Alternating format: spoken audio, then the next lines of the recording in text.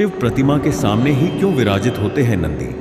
आइए पढ़ते हैं भगवान शिव के वाहन नंदी से संबंधित एक कहानी, जिससे हमें पता चलेगा कि नंदी क्यों और कैसे महादेव की सवारी बने और शिव प्रतिमा के सामने ही क्यों विराजित होते हैं नंदी। पौराणिक कथा।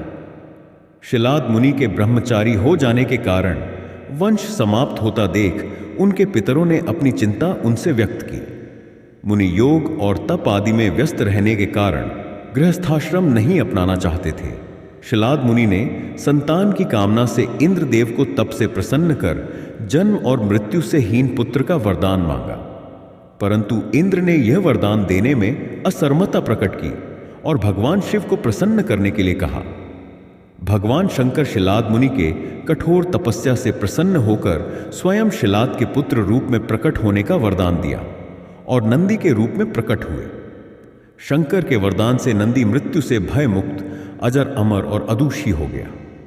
भगवान शंकर ने उमा की सम्मति से संपूर्ण गणों, गणेशों व वेदों के समक्ष गणों के अधिपति के रूप में नंदी का अभिषेक करवाया। इस तरह नंदी नंदीश्वर हो गए।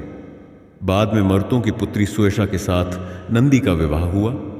भगवान शंकर ने नंदी को वरदान दिया कि जहां पर नंदी का निवास होगा वहां उनका भी निवास होगा। तभी से हर शिव मंदिर में शिवजी के सामने नंदी की स्थापना की जाती है। नंदी के दर्शन और महत्व। नंदी के नेत्र सदैव अपने इष्ट को स्मरण रखने का प्रतीक है, क्योंकि नेत्रों से ही उनकी छवि मन में बसती है और यहीं से भक्ति की शुरुआत होती है।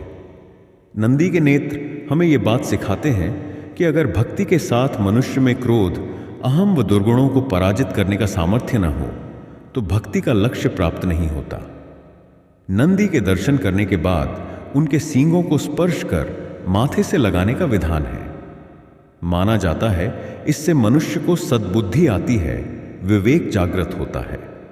नंदी के सींग दो और बातों का प्रतीक है। वे जीवन में ज्ञान और विवेक को अपनाने का संदेश देते हैं। नंदी के गले में एक सुनहरी घंटी होती है। जब इसकी आवाज आती है तो यह मन को मधुर लगती है।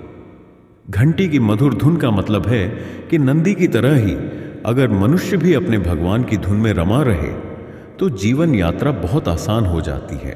नंदी पवित्रता, विवेक, बुद्धि और ज्ञान के प्रतीक हैं। उनका हर क्षण शिव को ही समर्पित है और मनुष्य को यही शिक्षा देते हैं कि वह भी अपना हर क्षण परमात्मा को अर्पित करता चले तो उसका ध्यान भगवान रखेंगे।